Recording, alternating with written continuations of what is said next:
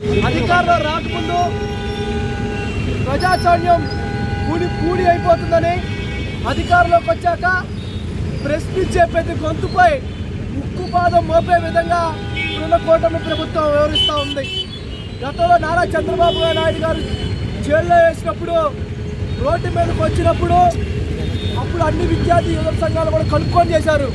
అప్పుడు గుర్తుకు రాలేదా మీకు ప్రజాస్వామ్యం? ఇప్పుడు గుర్తుకొస్తా ఉందా?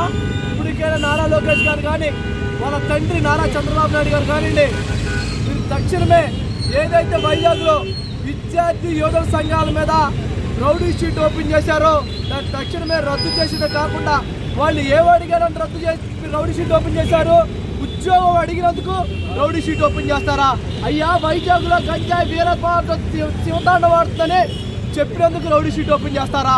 తక్షణమే మీరు ఓపెన్ చేయాల్సింది గంజాయి అమ్మే వాళ్ళ మీద రౌడీ షీట్ ఓపెన్ చేయాలనే కానీ గంజాయి అమ్ముతున్నారని చెప్పిన వాళ్ళ మీద రౌడీ షీట్ ఓపెన్ చేస్తూ ఉన్నారని ఈ రాష్ట్రంలో అన్ని వర్గాల్లో ఉన్న యువత మొత్తం కూడా ఆ వైపులో ఆలోచన చేస్తూ ఉన్నారు.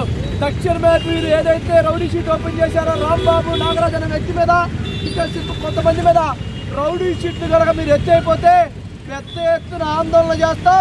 ఇప్పుడు కనుక మీరు కనుక పుడితే ఈ రాష్ట్రంలో ఉన్న యువతను మొత్తాన్ని కూడా సమీకరించి పెద్ద ఎత్తున ఉద్యమం చేస్తామని అఖిల భారతీయ జనసమాఖ్యగా మేము డిమాండ్ చేస్తూ ఉన్నాం.